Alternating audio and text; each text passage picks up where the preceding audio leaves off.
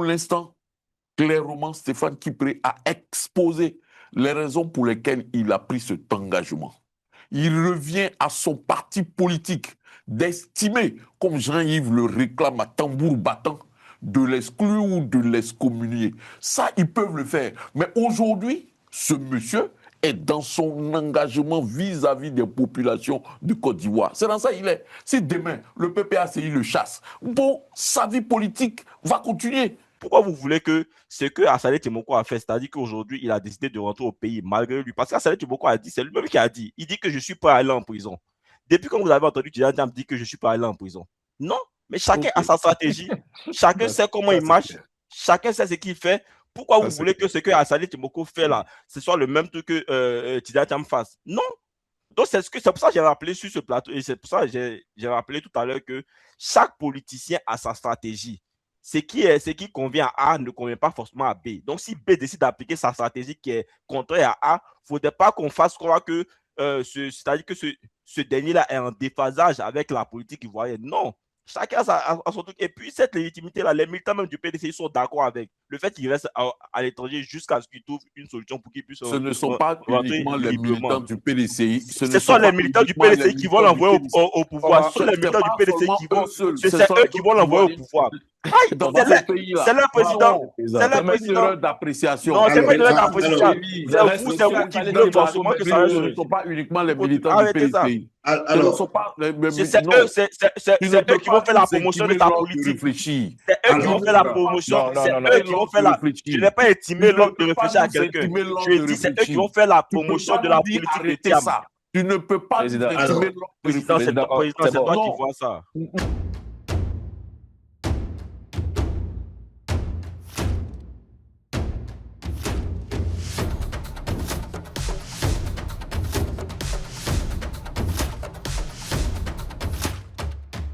Bonsoir à tous, très heureux de vous retrouver pour décrypter l'actualité politique en Côte d'Ivoire en compagnie de nos chroniqueurs, le président Jean-Paul Auro. Bonsoir, président. Bonsoir, Carly. Vous êtes dans une tenue inhabituelle. Oui, justement, je suis en t-shirt qui m'a été offert par mon jeune frère, l'artiste créateur, Manu Lélé. Tout le monde l'appelle Manu Lélé. Il est chanteur à 16 heures perdues et créateur de streetwear qui est dans ma Kelway. Kelway. Ouais, il m'a fait l'honneur de m'habiller aujourd'hui et j'espère qu'il va continuer cela. C'est dans la continuité de votre dernière émission, le week-end de la BAC, où vous avez vu casquette.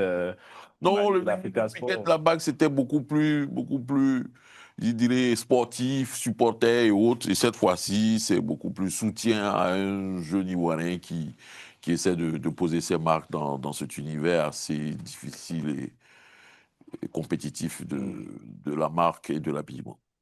Merci, président. Bonsoir, Norbert. Bonsoir, Carly. Toujours avec la cravate. De Maître Kakou. De Maître Kakou, que nous saluons aussi au passage. Absolument. En duplex, bonsoir, Ensa. Bonsoir, Carly. J'espère que vous allez bien. Je suis très ravi d'être en duplex avec vous. Bon, là, on ne va pas faire de reproches sur ma tenue vestimentaire. Voilà, je dirais que je suis dans une tenue du mardi et tout se passe bien. Voilà. De la continuité aussi de la BAC week-end, j'ai l'impression. Vous avez tous adopté le style de syndicat. Oh non, avec tout le respect qu'on a pour syndicat, je dirais que ce béret est très d'usage chez une catégorie de la population, en bien ou en mal, en Côte d'Ivoire. Mais je ne suis pas dans l'immobilier. Ah, c'est vrai. Je ne l'avais pas perçu, mais je le vois mieux maintenant. OK. Voilà. Je vois le message. Ouais, je voulais te dire que tu es en mode vendeur de terrain aujourd'hui. Ça, c'est le béret des arnaqueurs, mais bon, comment te connaît? Non, moi, c'était juste pour faire un petit coucou à Kobe Service. Ah ouais, on sait que tu es loin de là, effectivement. Ouais, sinon, moi, ça va. Très bien. Monsieur, ouvrons avec une actualité moins joyeuse, je dirais. On a appris hier soir sur les réseaux sociaux la convocation d'Antoine Assalé Timoko, maire de Tia-Salé, devant la préfecture de police d'Abidjan ce mercredi 22 avril à 10h. Il devra se rendre devant les services des enquêtes générales.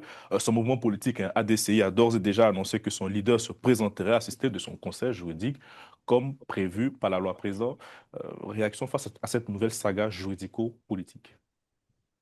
Oh, pour moi, c'est d'abord concernant Assalé Timoko, il est habitué. D'abord, en tant que journaliste, il a plusieurs fois répondu devant la brigade de recherche de la gendarmerie sur un certain nombre d'éléments liés à son métier de journaliste. Et cette fois-ci, je pense que la justice ivoirienne prend le soin de préciser que c'est en tant que président du mouvement politique ADCI qu'il est convoqué, peut-être pour éviter une mobilisation je pourrais dire, Des confrères. de l'univers des journalistes en Côte d'Ivoire, et puis que ça reste une affaire civilo-politique et non que les journalistes ne s'y intéressent pas.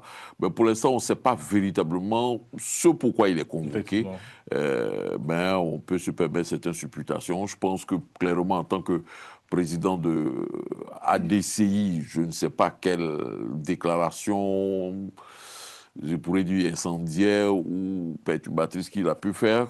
Peut-être que ça peut être lié à un certain nombre de relations, d'actions qu'il a pu mener ici en France, peut-être. Hein, j'essaie Les images ont commencé à circuler, hein. Ils ont même publié une photo de lui avec un ancien Bon Koulibaly. Bon, enfin, Oui, il y a eu quelqu'un qui a un fait un post internaute qui a publié assez pour bizarre. ancien, mais pourtant, j'ai trouvé ça bon, assez loufoque.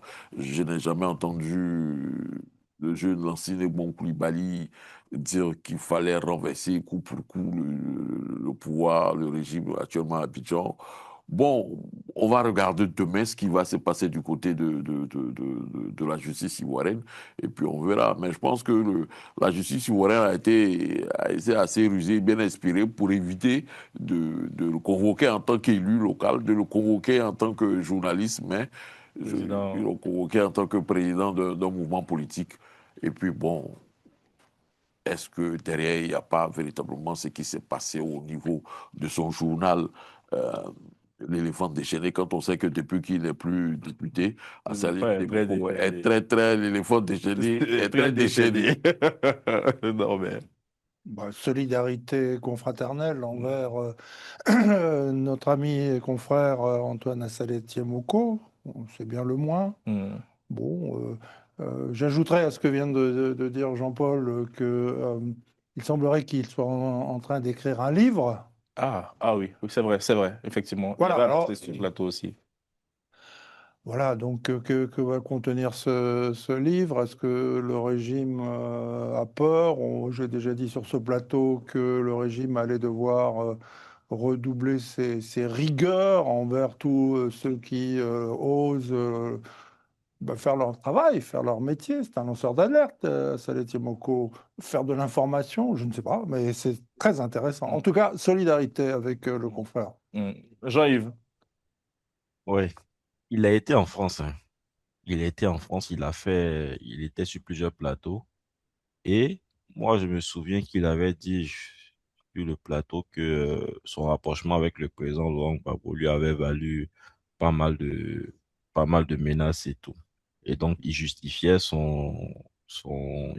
en tout cas certaines actions au niveau je vais dire de l'appareil, peut-être pour ne pas dire de l'État de Côte d'Ivoire, il justifiait certaines actions de par son rapprochement avec le président Laurent Gbagbo.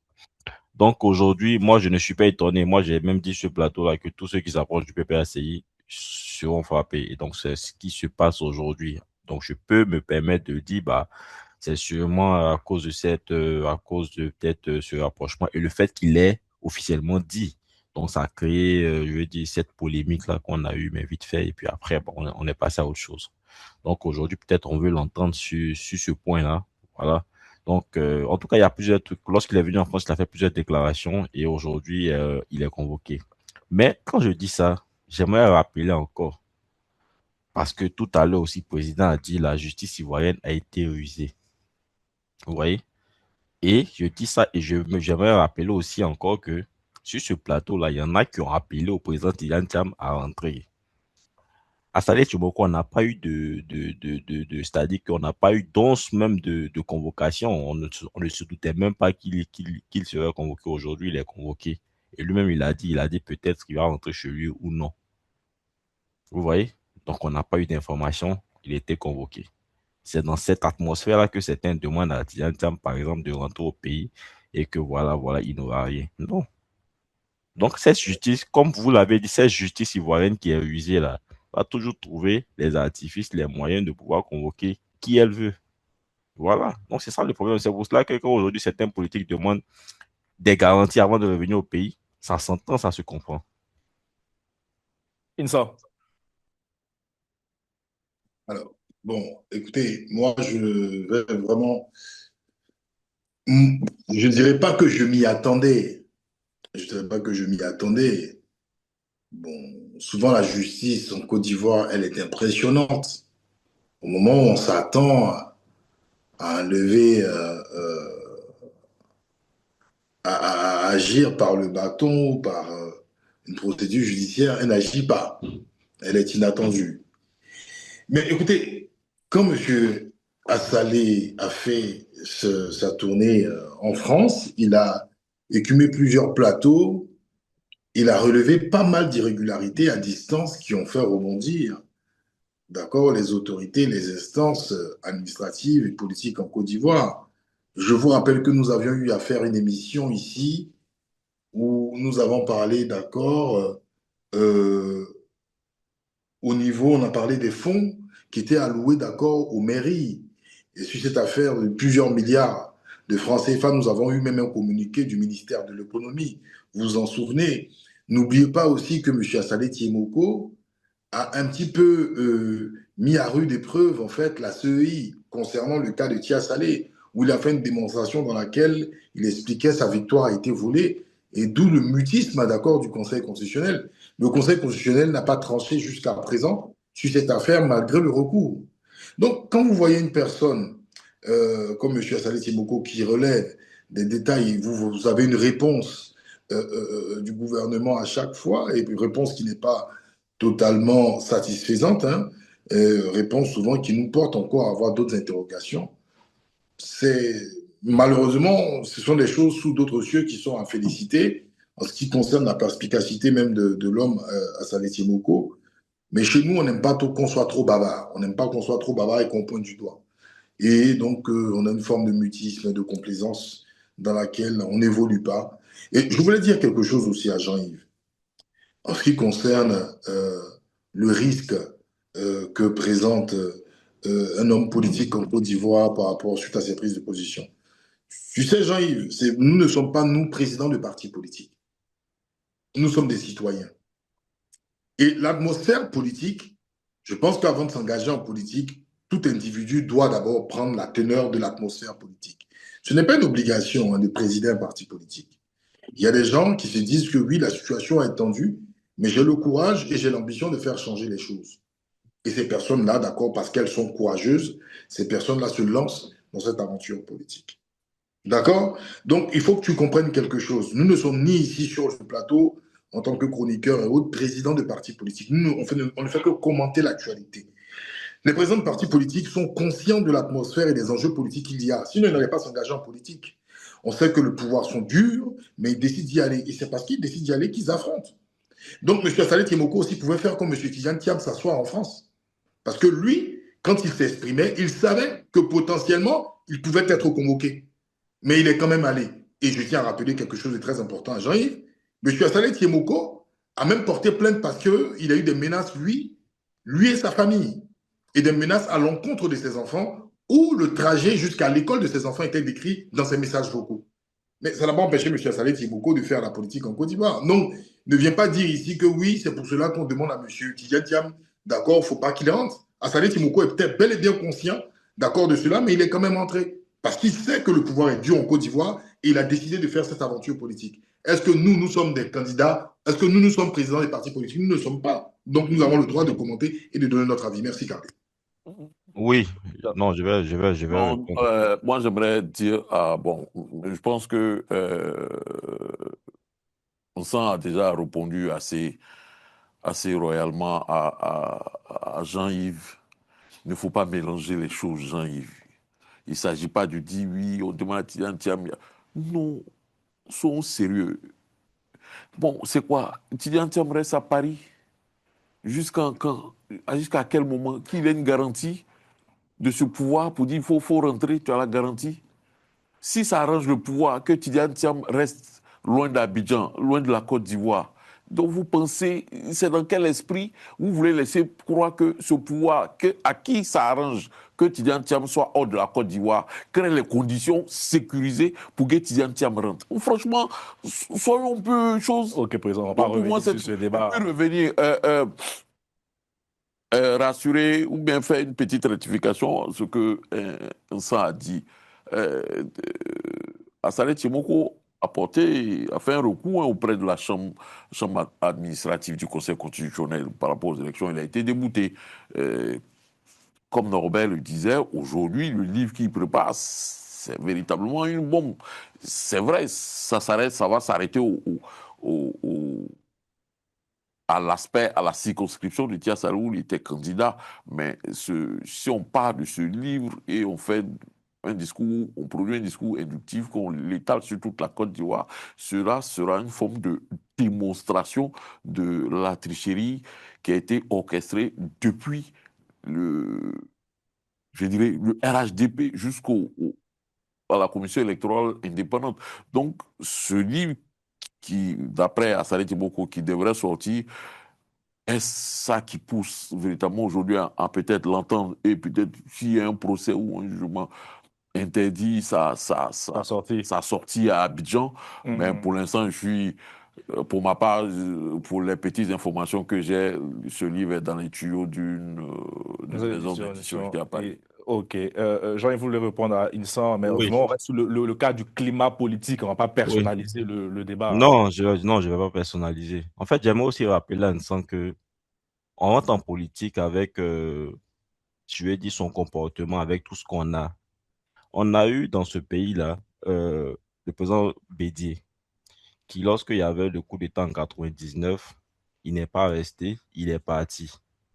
Voilà.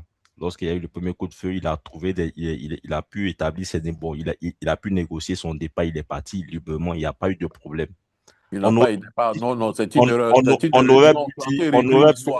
aurait pu réécrire l'histoire. Henri Konan Bédié a été contraint par la junte militaire qui avait fait le coup d'État en Côte d'Ivoire en décembre 99. Il a été contraint à quitter la Côte d'Ivoire. On aurait pu dire, il n'est pas parti de son propre chef. On aurait pu dire aussi que pourquoi il n'a pas fait, par exemple, comme le président Laurent Gbagbo, où il s'était mis dans son bunker et puis il avait essuyé tous ces tirs-là au niveau de cette junte-là qui voulait le faire partie. Et derrière, on aurait aussi dit que le président Bédié, dans ce cas-là, c'est un garçon. Non. Mais est-ce que cela a enlevé la légitimité de ce leader-là qu'il a été? Je ne crois pas. Au PDCI, aujourd'hui, quand il parle des présidents, on parle de Félix Faure-Boigny, on parle de Henri Konan Bédié. Mais il n'a pas eu le même comportement que le président Laurent Gbagbo. Voilà. Donc, je vais dire que chaque politicien, a ses stratégies. Pourquoi vous voulez que ce que Assalé Tchimoko a fait, c'est-à-dire qu'aujourd'hui, il a décidé de rentrer au pays malgré lui? Parce qu'Assalé Tchimoko a dit, c'est lui-même qui a dit, il dit que je suis pas allé en prison. Depuis quand vous avez entendu Tidiane Thiam dire que je suis pas allé en prison? Non, mais chacun a sa stratégie. Chacun sait comment il marche. Chacun sait ce qu'il fait. Pourquoi vous voulez que ce que Assalé Tchimoko fait là, ce soit le même truc que Tidiane Thiam fasse? Non. Donc, c'est pour ça que j'ai rappelé sur ce plateau, et c'est pour ça que j'ai rappelé tout à l'heure que chaque politicien a sa stratégie. Ce qui convient à A ne convient pas forcément à B. Donc, si B décide d'appliquer sa stratégie qui est contraire à A, il ne faudrait pas qu'on fasse croire que, c'est-à-dire que ce dernier-là est en déphasage avec la politique ivoirienne. Non. Chacun a son truc. Et puis, cette légitimité-là, les militants même du PDC sont d'accord avec le fait qu'il reste à l'étranger jusqu'à ce qu'il trouve une solution pour qu'il puisse. Ce ne sont pas uniquement les militants du PDCI. Ce sont les militants du PDCI qui vont l'envoyer au pouvoir. Ce sont les militants du PDCI qui vont. C'est eux qui vont l'envoyer au pouvoir. C'est leur président. C'est leur président d'appréciation. Non, c'est pas une erreur d'appréciation. C'est vous qui voulez forcément que ça. Ce ne sont pas uniquement les militants du PDCI. C'est eux qui vont faire la promotion de ta politique. C'est eux qui vont faire la promotion. C'est eux qui vont faire la. Je n'ai pas intimé l'ordre de réfléchir à quelqu'un. Je dis c'est eux qui vont faire la promotion de la politique de Thiam. Tu ne peux pas intimer l'ordre de réfléchir. C'est toi qui vois ça. Non, j'ai pas intimé l'ordre. J'ai pas intimé l'ordre. Qui est inélégante. J'ai pas intimé l'ordre de réfléchir à quelqu'un. Le fait de dire arrêtez ça, où est le problème? Le fait de dire arrêtez ça là, où est le problème? Arrêtez ça, où est le problème? C'est bon, président. Revenons sur Assalé Tchimoko. Carline, Non, Norbert épuisera par après ça, pardon. Norbert, il Non, voulait mais, réagir depuis tout à l'heure. oui, enfin, comparer le parti d'Assalet Moko et le parti présidé par Tidiane Thiam, c'est un peu abusif. Enfin, c'est pas du tout la même chose, ce ne sont pas les mêmes enjeux. Jean-Yves souligne fort justement que même Assalet Moko représente potentiellement une menace pour le régime, à tel point qu'il est convoqué. D'ailleurs, on ne sait même pas pourquoi il est convoqué au moment où nous parlons. Donc, a fortiori, à plus forte raison, le président du principal parti politique ivoirien, évidemment. Il a raison, Jean-Yves, factuellement. Vous voyez bien, qu'est-ce qu'il vous faut de plus? Alors, et d'ailleurs, on dit, bah oui, en Côte d'Ivoire, on n'aime pas parler. Oui, en réalité, je complète pour les téléspectateurs non ivoiriens, en Côte d'Ivoire, on adore parler, sauf des choses dont il ne faut pas parler. Et donc, on se comprend, il ne faut rien dire, il ne faut pas bouger, il faut parler de quoi? De ce dont nous parle tous les matins l'intelligent d'Abidjan, de rapports, non. je sais pas quoi. Si Non, tu non, n'as pas non, non. si tu n'as pas d'argument Attendez, messieurs. pour défendre ta position de laisser M. Tidiane Thiam ici à Paris, pendant que un autre individu, c'est-à-dire le candidat du RHDP, est en train de faire le tour du monde et de la Côte d'Ivoire pour tisser un lien avec les Ivoiriens, et le seul argument que tu utilises, c'est de t'attaquer à l'intelligence d'Abidjan. Je ne m'attaque pas, je dis simplement que Non, tu ne parles pas de je mon critique, journal en des termes aussi méprisants. je critique. Je ne te permets pas Restons cela. courtois, restons courtois, restons Voilà, tu courtois. penses que c'est la seule façon de te rendre intéressant, ce n'est pas bon du tout. Ok, Donc, alors, il ne faut rien dire. Mais voilà, la démonstration même de ce que disait Jean-Yves. Attendez. On n'a pas le droit de parler. Insa, Je te dis, tu Insa. parles de tout, tu ne parles pas de On l'intelligence d'Abidjan. va se respecter. On y va. Insa. alors je tenais à dire quelque chose qui est de très important. Je répète, hein. Et puis, déjà, comparer M. Assalé Timoko pour dire que l'ADCI est un petit parti comparé à Tidiane Thiam, je ne trouve pas ça très, très respectueux. Je ne trouve pas ça très respectueux parce qu'en politique, oui. Même si vous avez un micro-parti, vous êtes en face d'un grand parti politique, quand vous parlez pour le compte des hommes politiques, il s'agit d'abord d'individus, il s'agit de citoyens. On ne compare pas un individu par rapport à ce qu'il possède ou ce qu'il préside. Ça montre même un aspect assez orgueilleux, d'accord, de ce que c'est que votre volonté de vouloir diriger. Je ne vais pas comparer un individu par rapport à la machine, parce que nous ne sommes pas dans des calculs. Un Assalé Timoko enfermé est égal à un Tidiane Thiam enfermé, est égal à un Ibrahim Zighi enfermé. On a trop l'habitude de comparer les individus par rapport à ce dont ils possèdent et ce qu'ils président. Un Ivoirien enfermé est un Ivoirien enfermé injustement et on doit dénoncer de la même manière. Donc, il faut qu'on soit clair. Une interpellation de M. Tidiane Thiam sans fondement doit être aussi dénoncée de la même manière qu'une interpellation de M. Assalé Timoko sans fondement est faite. Donc, je pars de ce principe. Et je reviens, je veux dire quelque chose à Jean-Yves. Il ne s'agit pas là de stratégie. Ne deviens pas président d'un parti politique où il y a un régime dur qui veut. Quand vous prenez, en fait, vous prenez des exemples. En ce qui concerne des politiciens dans des pays où on a une justice qui est plus, je vais dire, plus douce ou plus à l'écoute, d'accord? On ne peut pas comparer nos pays sous nos tropiques. Est-ce que ce que la Côte d'Ivoire fait là, est un cas exclusif en Afrique? Il faut qu'on se dise les vérités. Vous avez les mêmes, d'accord, les mêmes cas là dans certains pays africains ici, où des gens ont plus de 90% aux élections présidentielles.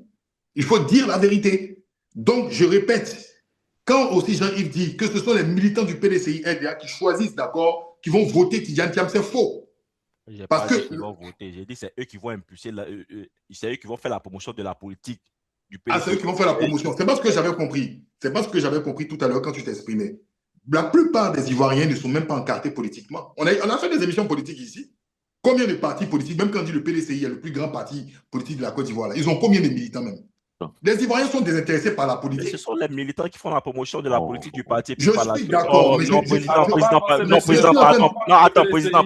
Sur ce plateau-là, je t'ai toujours respecté. Et quand tu parles, à aucun moment, depuis quand tu parles, c'est vrai que je ne suis pas d'accord avec ce que tu dis, mais jamais je n'ai dit jamais je n'ai parlé. Donc, à un moment donné, il faudrait que ça s'arrête aussi. À un moment donné, il faudrait que ça s'arrête. Attention, je peux chuter, s'il vous plaît. Maintenant, c'est quoi exactement, président, s'il vous plaît. Je peux chuter, s'il vous plaît. Apaisons-nous un peu, s'il vous plaît, les gars. Je peux Jean-Yves, de chuter. quoi il s'agit? Président, excusez. On opère une réflexion. Moi, j'opère une réflexion. Tu Quand tu dis prends la arrêtez parole, ça. quand tu Je prends te la dis parole, de je ne n'ai pas jamais dire dit oh. arrêtez ça. Quand tu prends la parole, je n'ai jamais dit oh. Depuis que tu t'exprimes, je n'ai jamais interféré Tu me dans tes oh. menaces. Non, non, président, J'ai dit je n'ai jamais interféré Tu me menaces. Pour dans ça, tes tu me prises de parole. menaces. Jamais je n'ai parlé dans tes prises de parole. J'étais toujours respecté, j'étais toujours écouté. Même quand je ne partageais pas ce que tu disais, j'étais toujours Mais écouté. pareil Mais pour sur ce moi. plateau, Pareil pour moi. jamais sur ce Pareil plateau, pour chaque moi. non, fois mais que je monsieur, prends la on va, non, parole, non, non, chaque fois non, que je prends la parole, je t'entends parler. revenons maintenant au sujet, s'il vous Comme plaît. si ce que je disais là, c'est-à-dire, c'était.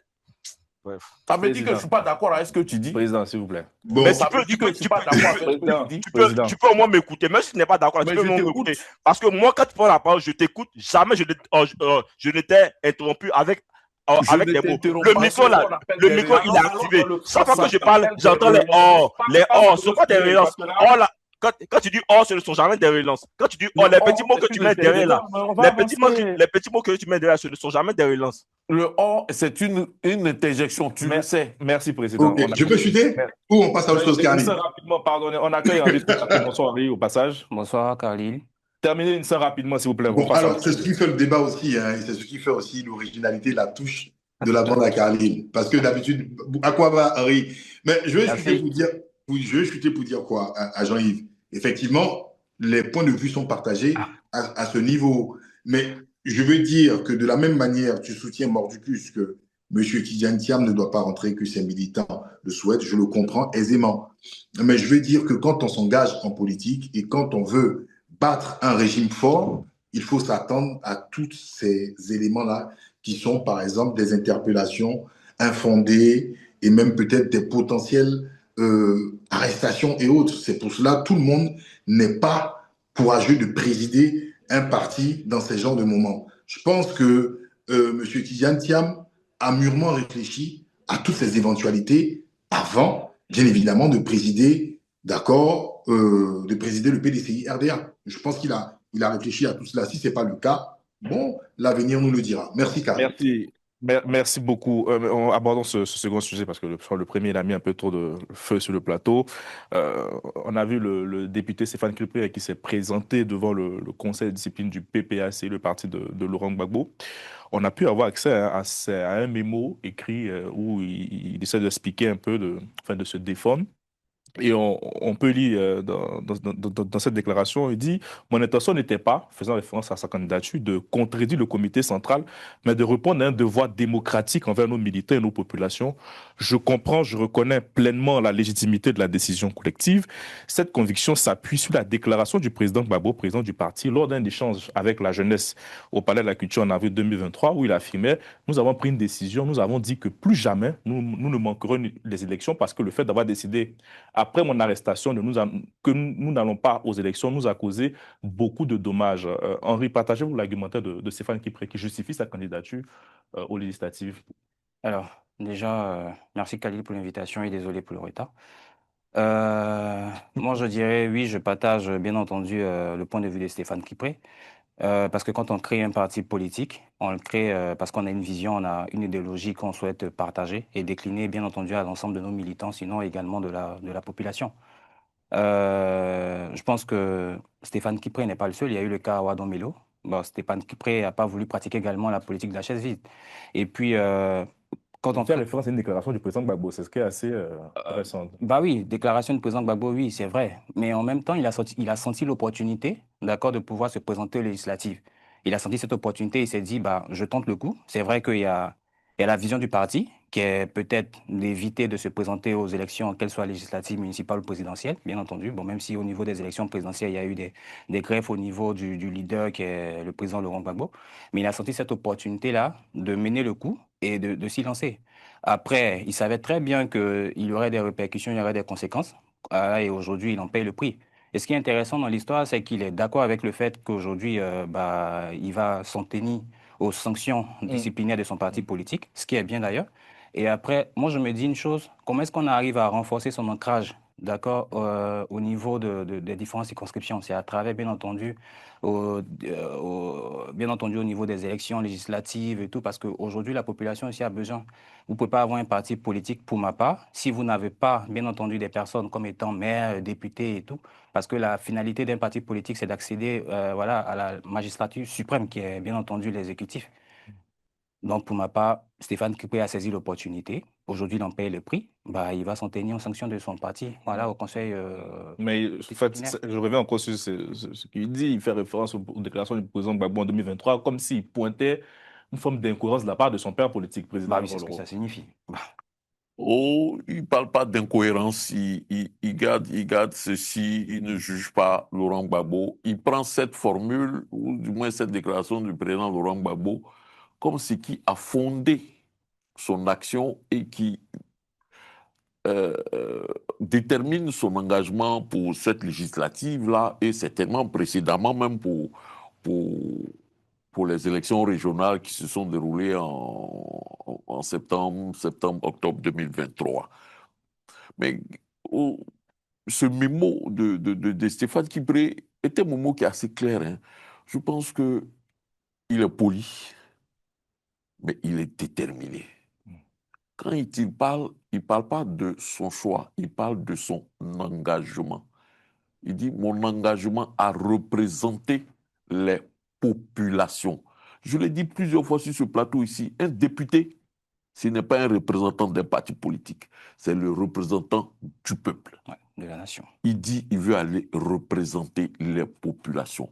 Voilà la force de son engagement. Au-delà du récit qu'il a fait de son, je pourrais dire, de ses états de service, quand il a présenté sur pourquoi il rentre, il dissout lui-même son parti politique et il rentre dans le parti de Laurent Gbagbo, le PPACI après.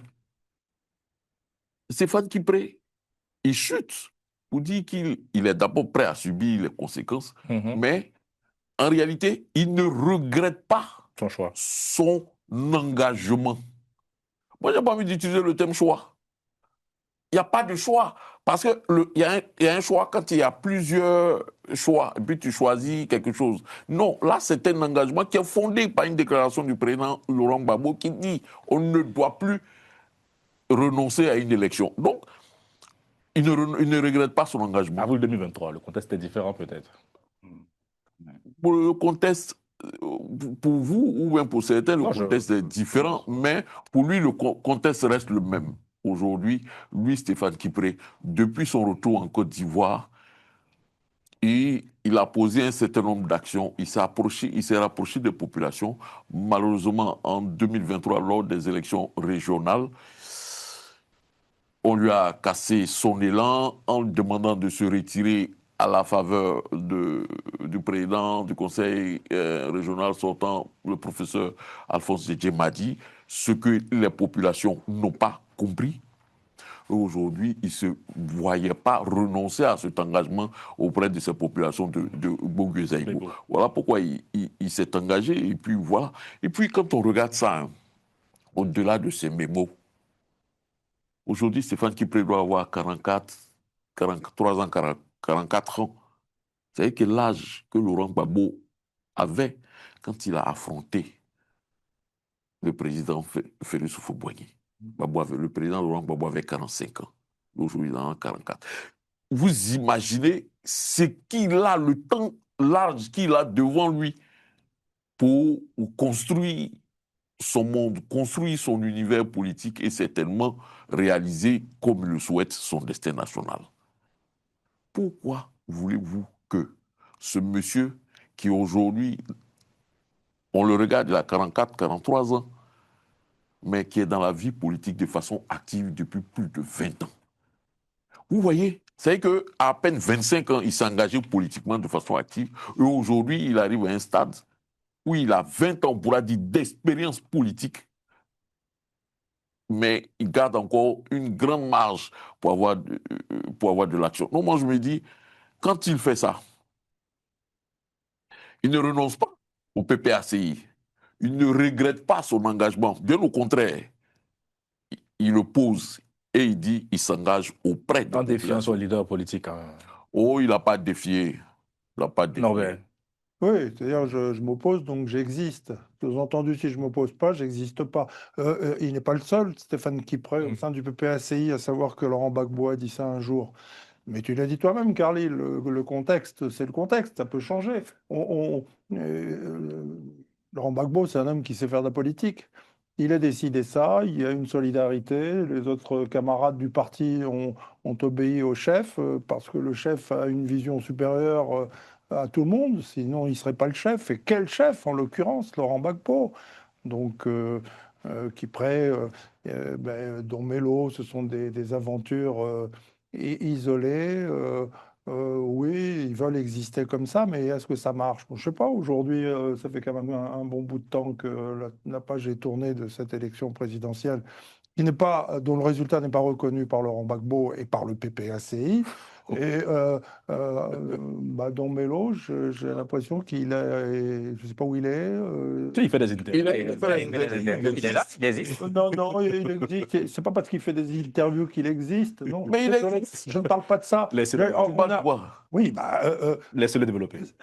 non, mais j'ose à peine le dire parce que sang va me sauter à la gorge quand j'ose dire que Assaleti Moko et Tidiane Thiam ne boxent pas dans la même catégorie. Bah oui, je le dis et je le maintiens, et ma parole est libre, ma conviction est totale. Don Melo, Kipré et Laurent Gbagbo ne boxent pas dans la même catégorie. Laurent Gbagbo, il boxe encore. Jean-Yves. Oui. En fait, au football, moi, c'est ce que je vais appeler un autogol. Un peu plus fort, s'il vous plaît. Et au football, c'est ce que je vais appeler un autogol. Ce que Stéphane Kipré vient de faire là. Parce que tu ne peux pas justifier ton choix de participer à une élection qui t'a été formellement interdite par le parti, par des propos que un individu, fut-il le président Laurent Gbagbo, ça reste un individu et ça reste un camarade. Dans la gauche, là, comment est-ce qu'il s'appelle? C'est-à-dire que tous les militants, le militant lambda même que tu vas voir, il va appeler le président Laurent Gbagbo camarade. Parce que c'est comme ça, ils s'appellent, ils sont tous au même pied d'égalité. Le président Laurent Gbagbo dit ce que lui, il veut, il souhaite pour le parti. Mais au-delà de Gbagbo, il y a le parti qui existe. Le comité central s'est réuni. Au-delà de la volonté du président Laurent Gbagbo, il y a un comité central qui a pris une décision. Vous voyez, à gauche, là, le débat, il est de mise. C'est-à-dire qu'on est là, le chef peut avoir une volonté, mais une fois qu'on arrive au comité central, on discute. Si jamais la volonté du chef n'est pas passée, on respecte la volonté de la majorité. Et cette volonté-là, c'est le comité central. Et cette majorité-là, le comité central l'a décidé. Une fois que le comité central l'a décidé, Stéphane Kipré n'appartient pas à Laurent Gbagbo. Stéphane Kipré appartient au PPACI. Il a décidé d'adhérer à ce parti-là. Donc, les décisions qui sont prises dans ce parti-là doivent être respectées. Maintenant, lorsqu'on justifie son indiscipline par le mot d'ordre, pas le mot d'ordre, mais par les propos que le chef avait donnés, pour moi, c'est un autogol. À moins que Stéphane Kipré admette officiellement que lui, là, il est baboïste et il n'est pas PPACiste en griffe. Voilà. Donc, il suit Gbagbo, il ne suit pas le PPACI. C'est tout. Mais quand je dis ça, là, on sait ce qu'ils veulent tous. Ils veulent le parrainage de Laurent Gbagbo, c'est-à-dire qu'ils veulent tous avoir la bénédiction de Laurent Gbagbo. Donc, il faut se coller au chef, il faut se coller au propos du chef et tout. Mais Gbagbo, lui, il sait ça, Laurent Gbagbo sait ça. Il sait qu'ils sont tous là, tous ces indisciplinés là, ils cherchent la bénédiction du chef. Mais lui, là, c'est que lui veut pour son parti, là, il veut des gens qui soient disciplinés, des gens qui respectent les décisions du parti. C'est pour cela qu'à aucun moment, le grand Gbagbo ne va regarder tout cela. Donc, quand il vient et puis justifie son action par non, le président Laurent Gbagbo avait dit, donc c'est ce que j'ai fait. Non, le président Gbagbo avait dit oui, mais le PPAC dit quoi? Tu appartiens au PPAC, donc tu dois respecter les décisions du parti. Du moment où tu ne respectes pas, tu es un indiscipliné. Et un indiscipliné, ça se sanctionne. Donc, il faudrait qu'il assume aujourd'hui la position qu'il veut prendre. Oui, juste préciser un truc, préciser un élément. Juste préciser un élément qu'au-delà du conseil non, pas conseil de discipline, le comité central. Oui. Avant le comité central, il y avait eu un du président Gbagbo comité. Non, après l'interview, il y a eu une réunion du comité stratégique et politique du PPACI qui avait adopté à l'unanimité que le PPACI devait aller aux élections. Stéphane Kipré l'a rappelé même dans son... Le CSP a décidé la participation du PPACI voilà. aux législatives. Et à la surprise de tout le monde, cette histoire-là est arrivée. Bon, et ça là même là, ça a des raisons, c'est l'une des raisons de la séparation entre le président Laurent Gbagbo et le président Tidiane Thiam. Voilà cette petite précision-là que j'avais voulu faire. Mais aussi rappeler qu'un autogol, c'est un but que tu marques contre ton camp. Visiblement, Stéphane Kipré s'en est sorti avec un siège à l'Assemblée nationale. Vous êtes chaud, avec Jean-Yves. L'autogol, c'est de son parti politique. On ne parle pas de l'Assemblée nationale. Là, il a dérogé aux règles. Il en a tiré des dividendes politiques. Mais il peut tirer des dividendes politiques, mais il n'aura pas la bénédiction. Il n'aura pas la bénédiction de son parti. Donc c'est ce qu'il recherche aujourd'hui. Il cherche la bénédiction de son parti. Il cherche la bénédiction de parti politique. Et il n'aura pas. Tant qu'il sera toujours indiscipliné, il n'aura pas cette bénédiction. Aujourd'hui, Stéphane Kipré, sans Laurent Gbagbo, sans le nom de Laurent Gbagbo. Mais pourquoi il retourne là-bas? On sait qu'il fait tout ce qu'il fait. Sans le nom de Laurent Gbagbo. C'est pour avoir la bénédiction du PPACI. Sans le PPACI là, on a vu tous les partis de gauche qui sont allés aux élections. Ce que je veux t'expliquer, Jean-Yves, Stéphane Kipré, sans le PPACI, sans le nom de Laurent Gbagbo, il y a eu même des gens du PPACI qui sont allés faire contre-campagne à Bogué et Zaïbo contre lui. Stéphane Kipré a été largement élu député. Sans le nom de Gbagbo. Combien d'habitants à Bogué et Zaïbo? Attendez. Peu importe le nombre d'habitants, il était député ou pas. Il a laissé Dalois dans la main de Mamadou Touré. Non, il est parti à Bogué et Zaïbo. C'est quoi la finalité? Alors, bon, c'est intéressant, hein, on a deux styles, deux écoles, deux visions. Mais bon, on va s'appesantir un tant soit peu sur le personnage, même M. Stéphane Kipré. Et je ne vois pas l'opportunité de faire un tel discours, si ce n'est que peut-être essayer de séduire des militants déchus ou justifier quand l'acte est déjà posé. On ne peut pas, pour ma part, justifier sa participation législative suite à des propos qui ont eu lieu en 2023, sachant que lors des présidentielles, d'accord, cette théorie de 2023 n'a pas été appliquée avec son accord. Parce que M. Stéphane Kipré n'est pas n'importe qui. Au PPACI, il n'était pas n'importe qui, en tout cas, il était vice-président. C'est pas n'importe qui. C'est pas n'importe qui a ce poste. J'ai même été surpris de ce choix, mais bon. Après, le PPACI, eux-mêmes, ils savent comment ils choisissent, ils désignent. Donc, je ne vais pas critiquer leur méthode. Mais, d'accord, il était pour. Sauf s'il, peut-être, il se cachait, il disait autre chose. Mais un parti politique, c'est une organisation, c'est le respect des décisions prises par le parti. D'où la raison pour laquelle nous ne sommes pas tous militants de partis politiques. Parce qu'on préfère, par moment, avoir nous-mêmes notre liberté sans forcément avoir des injonctions émanant d'une hiérarchie. Maintenant, M. Stéphane Kipré fait de la politique pendant 20 ans, oui, mais il fait de la politique pendant 20 ans sous l'ombre et l'aile de qui? De Laurent Gbagbo. L'UNG était un appendice, d'accord, du FPI. On le sait très bien, on sait dans quelles conditions l'UNG a été créée. On le sait très bien, la majorité. Ah bon? Bah, bien sûr.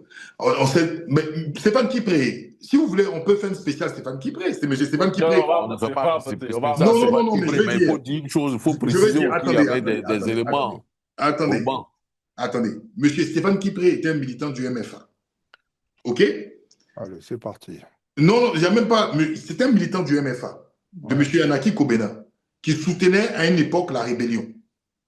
M. Stéphane Kipré, peut-être, s'est rendu compte du changement idéologique qu'il a pu avoir et il s'est rapproché du camp de M. Gbagbo. Par la suite, on a eu l'UNG. L'UNG, qui est un parti qui a été créé, je pense même vers la fin du régime Laurent Gbagbo, et ils ont plus œuvré pendant l'arrestation de M. Laurent Gbagbo quand il était à La Haye. Ils sont rentrés. Mais M. Stéphane Kipré, quelle idée, quelle mouche l'a piqué, comme on le dit à Abidjan, pour dissoudre l'UNG pour rentrer dans le PPACI? C'est une question. S'il a décidé de rentrer dans le PPACI, il a eu le poste de vice-président. En temps normal, il devait s'aligner, d'accord, sur la décision du parti. Pour ma part. Maintenant, quand j'entends, on me dit par exemple qu'une élection législative est un rendez-vous différent des autres élections, je suis désolé. Parce que même l'élection présidentielle, hein, on est sous la bannière d'un parti politique, ou même on peut être indépendant et puis être désigné par le peuple. Mais quand on se met sous un parti politique, quand on se met sous un parti politique, on ne peut pas faire fi des décisions de ce parti politique. Ce n'est pas possible. Maintenant, il part et après, il vient se justifier. Tu te justifies pourquoi? Tu attends la décision du conseil de discipline tout simplement et puis tu continues dans ta même dynamique parce que quand le parti avait décidé, j'ai entendu le président Jean-Paul dire quelque chose. Oui, il y a eu un comité stratégique et par la suite, il y a eu un comité central. Mais hiérarchiquement, le comité central, il est au-dessus du comité stratégique. Hiérarchiquement, là, le comité central est au-dessus du comité stratégique. Mais M. Stéphane Kipré a fait fi de cela. Il est parti à son rendez-vous avec les populations. Mais M. Stéphane Kipré n'est ni indépendant. Il n'est pas quelqu'un qui sort comme ça. C'est un militant actif et cadre du PPACI. Donc, il a fait fi de la décision de son parti politique. Donc, je pense que quand c'est ainsi, tu fais profil bas et tu en assumes les conséquences. Et je profite de l'occasion, et c'est la même remarque que j'avais fait à M. Awa Dambelo quand il est sorti après sa rencontre avec le conseil de discipline, automatiquement, il est parti faire un résumé, d'accord, sur sa page Facebook pour donner, lui, d'accord, son résumé et sa vision. Non, c'est comme si, limite, vous affrontez vous-même votre propre camp d'une certaine manière. Soit vous n'êtes plus du PPACI, ou soit vous êtes au PPACI. Vous attendez, quand on est, pour ma part, quand on respecte, d'accord, le conseil de discipline, on attend que le conseil de discipline donne d'abord, d'accord, sa version, donne sa décision, et par la suite, on commente. Mais on ne sort pas, c'est comme si on défie limite le conseil de discipline.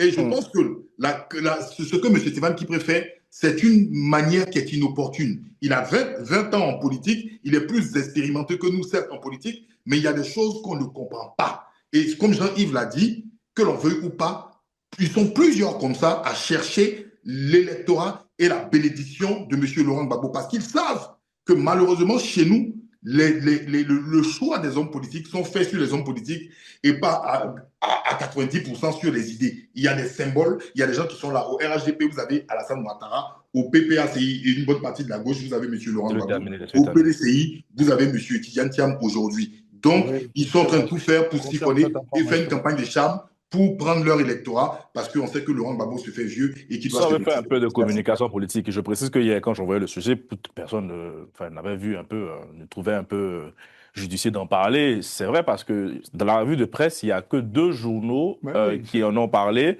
Et bizarrement, ce sont les journaux de l'opposition. Et le papier, le mémo, je l'ai trouvé moi dans l'Avenir, donc qui retranscrit textuellement. Bon, quand on parle d'autogol aussi, je pense que ça a un peu son sens. Hein. Les journaux du parti au pouvoir, tu as dit de l'opposition. Pardon, autant pour moi, parti au pouvoir. Oui, non, mais... Bien sûr, mais tu viens de le dire toi-même, c'est un non-événement, c'est une tempête dans un verre d'eau.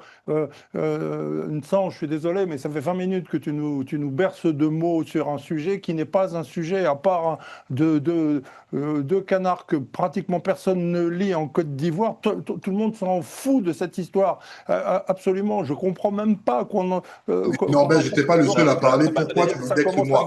Non, mais c'est le vice-président du PPACI qui passe en conseil des... Il a occupé cette fonction quand même. Oui, donc, et puis surtout, excusez-moi, monsieur, mais on a l'approche aussi du congrès du PPACI. Enfin, donc il y a la question se pose, est-ce qu'aujourd'hui, Stéphane Kipré aurait un rôle à jouer éventuellement dans l'après-Gbagbo qui se dessine, si je peux le dire ainsi? Non, pour moi, je l'ai dit ici quand il s'agissait... Quand il s'agissait de l'affaire Dombelo, il dit c'est le processus, il va se faire radier du PPACI. Dans le cas de Stéphane Kipré, non, ils vont se faire radier. J'en suis convaincu. J'en suis convaincu. Maintenant, pour venir à l'aspect de Stéphane Kipré, pour répondre un peu à Ansan, Stéphane Kipré crée l'UNG vers la fin du régime de Laurent Gbagbo. Il le crée en 2007. C'est-à-dire 3 ans avant la chute du président de Laurent Gbagbo. Il crée l'UNG. Il a une ambition politique. Il se voue un destin national. Pourquoi le lui nier? Pourquoi?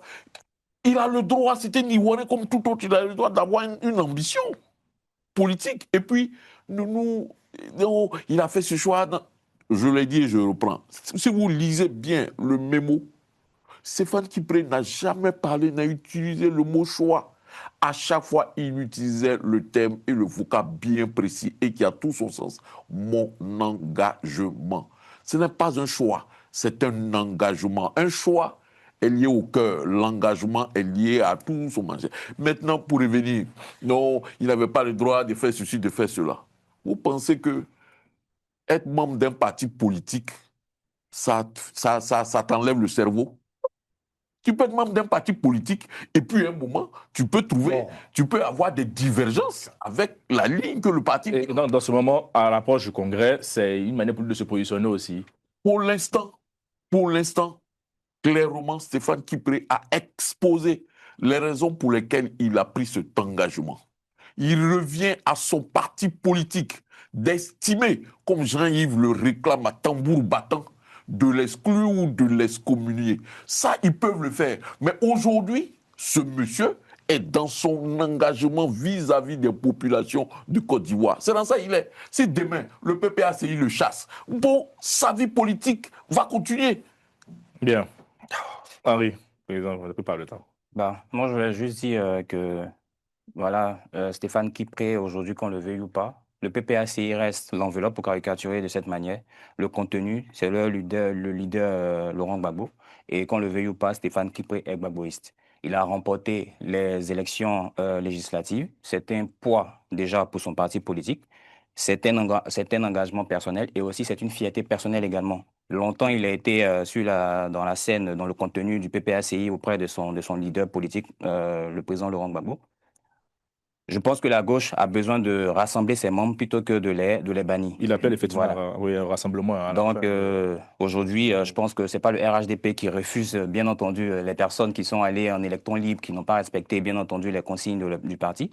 La gauche a besoin de rassemblement, la gauche a besoin d'union, la gauche a besoin d'être réunie afin de pouvoir, bien entendu, attaquer ce parti politique qui est en place depuis longtemps. Donc, Jean-Yves, sans se faire d'illusions, je pense que le président a parlé de radiation. Est-ce que vous êtes dans cette même dynamique et c'est fini pour Stéphane Kipré au sein du parti, lui qui occupait quand même une fonction très stratégique? Bon, oui, on dit que c'est fini. Et puis, à aucun moment, moi, je n'ai appelé à sa radiation. Moi, j'ai demandé qu'il assume les conséquences de son acte. Donc, voilà, il ne faudrait pas que le président me fasse dire ce que je n'ai pas dit. Peut-être si le président veut que Stéphane Kipré soit radié, qu'il passe faire son Les conséquences de ces actes, c'est la radiation. Pour qu'il parte faire son parti avec je ne sais qui, peut-être, voilà, ils ont leur programme là-bas, mais moi, je n'ai pas demandé qu'il soit radié. Voilà. Pour revenir à Stéphane Kipré, bon, moi, je pense que il a, pour l'instant, je pense qu'il s'est tellement accroché à Laurent Gbagbo qu'aujourd'hui, lui-même, il a du mal à partir. Voilà, il sait que s'il s'en va, il ne pourra rien créer comme on le dit. Du coup, il essaie de lancer, je veux dire, ses derniers, je veux dire, il essaie de faire de son mieux pour pouvoir revenir à la maison. Mais bon, lorsque tu n'as pas respecté les décisions des gens du parti aujourd'hui, tu vas venir chercher quoi? Peut-être demain encore pour venir encore c'est-à-dire venir te retourner contre les décisions du parti et après encore justifier ça par un soi-disant engagement envers qui je ne sais qui. Donc, pour moi, qu'il assume, qu'il trace son chemin, à la limite, qu'il assume, qu'il dise aujourd'hui que oui, moi, Stéphane Kipré, comme le président l'a dit tout à l'heure, depuis 2007 ou même depuis 2008, j'ai créé mon parti, j'avais des ambitions et aujourd'hui, je sens que j'ai les aptitudes, un peu comme l'a fait Blé Goudé. Blé Goudé l'a fait aujourd'hui, il suit son petit bonhomme de chemin, donc il assume aussi qu'il fasse son petit bonhomme de chemin au lieu à chaque instant d'essayer de revenir dans l'atteinte électorale du président Laurent Gbagbo et qui pour moi ne pourra jamais. 30 secondes.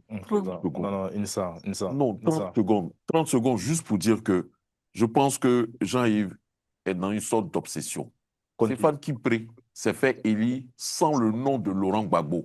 Et ceux qui se revendiquent du nom de Laurent Gbagbo sont venus dans sa circonscription battre campagne contre Stéphane Kipré. Et il a gagné. Ça, c'est clair. Deuxièmement, on ne peut pas reprocher à un individu, fût-il Stéphane Kipré, fût-il le plus petit de la République, d'avoir des ambitions présidentielles ou bien de se vouer un destin national. D'accord, président. Merci. Insa, on termine avec vous. Mais personne n'a évoqué le fait qu'il voulait aussi peut-être échapper à une poursuite judiciaire à ce plateau. Non, moi, j'ai pas voulu rentrer dedans parce que ça rentre dans... Voilà, le président encore va dire que c'est de l'obsession, mais on sait tous. Et puis, bon, on a vu ce qui s'est passé dernièrement voilà, avec ces entreprises. Bref, je n'ai pas voulu rentrer dans cela pour ne pas qu'on dise encore que je suis dans une obsession envers Tu l'homme. n'as pas dans une obsession. Si tu venais, je dis, j'allais dire qu'il y avait parlé plutôt d'acharnement, mais vouloir être député, Ça n'enlève ça rien. va premier conseil régional. On nous des angles, monsieur. On sait que Président, le timing. Président, le timing. Est-ce que c'est lui qui a fait timing? On dit élection législative. Il a toujours voulu être député. Insas qui ne sera encore avec nous. Oui, je suis présent, mais bon, Je vois pas le lien. Alors, je vais juste dire quelque chose de très important, messieurs. Oui, Voilà, je dis quelque chose de très important. très important. Moi, il y a quelque chose qui m'embête avec le fait de... On a l'impression que les législatives, en fait, ce sont des élections à part. Quand on se présente au municipal, on se présente pour qui? C'est pas par rapport à la municipalité, c'est par rapport, en fait, à sa circonscription, c'est pas par rapport aux citoyens. Pourquoi donner, en fait, un aspect vraiment, je sais pas, spécial aux législatives au détriment des autres élections? Il faut comprendre quelque chose. À partir du moment où vous rentrez dans un parti politique, même si ce n'est pas de la dictature, même si ce n'est pas l'armée, d'accord, vous avez des tests au sein de ce parti et vous avez, d'accord, une hiérarchie à respecter et vous avez bien évidemment aussi, d'accord, on va dire une sorte de déontologie, une sorte de code au sein de ce parti à respecter. Ça, personne ne peut changer cela. Ne me dites pas que parce qu'au niveau de la gauche, on bavarde plus souvent, le débat est plus ouvert au détriment de la droite et tout. Même dans les partis européens de gauche, quand ils prennent une décision, le militant s'aligne. À partir du moment où vous ne vous alignez pas, vous êtes un dissident. Point. Le débat même n'est même pas là. Maintenant, ne venez pas dire que parce qu'il a un rendez-vous avec les populations de sa région ou de sa localité, il doit faire fi de son parti politique. Dans ce cas-là, il ne milite pas dans un parti politique. Il va se présenter en indépendant. Les gens de Beaulieu le votent. C'est fini. Il s'est présenté en indépendant. Mais il s'est présenté en indépendant en tant que militant. Il a été élu en indépendant. Non, il allait en indépendant. Mais je peux parler, s'il vous plaît. Mais voilà. Il s'est présenté malgré lui-même parce que la décision de son parti politique ne l'arrangeait pas. Il s'est présenté en alors dans ce cas, parlant des faits. Mais dans ce cas, pourquoi il vient écrire d'accord son mémo en parlant de son engagement en parce qu'il a été convoqué par le conseil de discipline. Non, mais est-ce que je peux rien écrit dans les statuts et règlements intérieurs est-ce que je peux parler? C'est quand même compliqué. Vous parlez du conseil de discipline. Je peux parler. Carly, mon micro il est ouvert. C'est qui s'est passé. Carly, mon micro il est ouvert. Allez-y, mon micro il est ouvert parce que je suis à distance, c'est pas évident. Je répète quelque chose. Même son mémo là. Tu vas le dire que cela va être. Mais son mémo, c'est pas possible. Mais c'est pas possible. Mais c'est pas possible. Vous voulez que je ferme mon micro, que vous parlez tout seul jusqu'à la fin de l'émission? Si tu veux faut fermer ton micro, tu es libre. Président. Non, je vous connais pas comme ça. Alors, j'étais en train de dire quelque chose de très important. Son mémo là, on n'était pas obligé de son mémo. C'est quelqu'un qui se reproche quelque chose, qui est dans une forme de séduction, qui écrit ça. Quand tu dois aller au conseil de discipline, il n'est pas le premier à aller au conseil de discipline. Avant que les gens n'aillent au conseil de discipline, c'était obligé d'écrire un mémo. Arrêtez de jouer avec les sentiments des gens. Maintenant, il y a quelque chose que vous niez. On ne reproche pas à M. Stéphane Kipré d'avoir un destin présidentiel ou s'il a des ambitions présidentielles, ça n'engage que lui. Mais ça dépend de comment et derrière qui il se met. Pourquoi vous voulez cacher cela? Ils sont tous ici, on les connaît tous. Même Charles Blé Goudé, parlons Charles Blé Goudé là, qui est là. Ça fait combien de temps il est ici, son parti politique n'a pas de papier? On a fait une émission ici où il y a eu un démenti. Mais jusqu'à aujourd'hui, il n'y a pas de gens qui sont en train de parler de ce qui se passe là-bas. Est-ce que le nom de Laurent Gbagbo ne ressort pas les dents? Ça fait longtemps. Attendez, non, je suis en train de parler. Ça fait un moment, monsieur Charles. Ça fait un moment, monsieur Charles Blé Goudé. Ça fait un moment, monsieur Charles Blé Goudé. Ça fait un moment, monsieur Charles Blé Goudé. Ça fait un moment, monsieur Charles Blé Goudé. Qui n'apporte rien à la compréhension de ce que tu avances. Ça fait un moment. Mais je peux. Ça fait un moment, monsieur Charles Blé Goudé fait de la politique sans monsieur Laurent Gbagbo. Mais pourquoi à chaque moment le nom de monsieur Laurent Gbagbo ressurgit? Ils sont là, ils sont jeunes, ils sont compétents, mais ils savent. Ils savent, j'ai dit bien la politique chez nous, ce sont des symboles, ce sont des personnes. Non, M. Stéphane Kipré. Si M. Stéphane Kipré a un destin présidentiel, qu'il applique son destin présidentiel. Mais il y a une réalité, il y a une réalité sur le terrain. Il y a une réalité. Il y a une réalité sur le terrain. Il y a une réalité, il y a une réalité sur le terrain, et cette réalité sur le terrain fait que ces personnes qui ont des ambitions-là ne peuvent pas se dissocier ou cherchent le sceau, d'accord, et la bénédiction de M. Laurent Gbagbo. Ça va être compliqué, et je sais que le président Jean-Paul Leroux aime souvent faire des prophéties, je vais m'y lancer. ça va être compliqué pour M. Stéphane Kipré. Comme il a dit, M. Stéphane Kipré sera radié, mais il n'aura aucun avenir politique en Côte d'Ivoire. Ça, je vous l'annonce. Et on sera là d'ici 2 ans. On va voir ce qu'il en sera. C'est fini pour lui, c'est fini pour lui. Merci. Bon, Président, 30 C'est secondes. fini non, pour 30 lui. secondes. En fait, c'était pour rappeler à mes jeunes amis que en politique, là, dire que je suis baboïste ne veut pas dire que je lui dois obéissance active et définitive et fermer mon cerveau.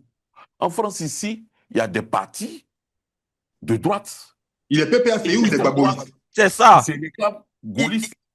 Il est Il y a PPACI. des partis de droite et d'extrême droite qui se réclament gaullistes, sans être tous les mêmes. Hein. Il y a des partis gaullistes, mais ils sont plusieurs. Il y a des partis de gauche qui se réclament de Jaurès, de Blum, et ils sont plusieurs. Mais pourquoi on peut être baboïste sans forcément être PPACI? Mais est-ce qu'il y a Non. Mais c'est scandaleux ce qu'il dit. Il Un a vice-président fait du le choix. PPACI qui Il a n'était fait pas le conscient. choix. Il a fait le Un choix. vice-président du PPACI qui n'était pas conscient d'être PPACI. Il a mais fait dans le le fond, choix. c'est Je te baboïste. comprends. Je te Merci pour comprends. l'exclusivité, Je te président. comprends. Ah, bah non. Tu veux me rendre ça. C'est Non. pas grave. J'ai compris. Non, vous voyez, Quel oui. vous voyez, il ne faudrait pas que dans ce pays-là, on ferme et on limite les gens dans une sorte de baboïsme, oufouettisme, bédiéisme, alassanisme, non. Ah, ça, c'est C'est- plus compliqué, Alassanisme. Ça, C'est pas ce que c'est. il ne faudrait pas qu'on ferme les gens dans ce type de choses-là. Voilà, aujourd'hui, hein, les oufouettistes, ils sont en train de... On ne sait pas qui est oufouetiste, si c'est RHDP, qui est oufouetiste, qui est PDCI, PDCI, ouais. ça change quoi? Pourtant, il y a 2 partis politiques qui sont oufouettistes. Donc, on peut se réclamer baboïste et puis ne pas être au PPAC. Mais Et c'est bien ceux-là, Ouais. comme je le dis, Tombelo là, au congrès en mai là, ils vont le radier. Stéphane Kipré là, ils vont le radier. Non, ils peuvent Bon. pas. On peut pas les D'accord. Pas possible. Quelque chose à dire? Bah non. Quoi Bon, que rajouter? je rends l'antenne alors. Je dis non, je dis qu'effectivement, Il dit qu'il n'a rien je à reconnais, rajouter. Laurent Gbagbo, c'est une figure tutélaire et que Jean-Paul a raison.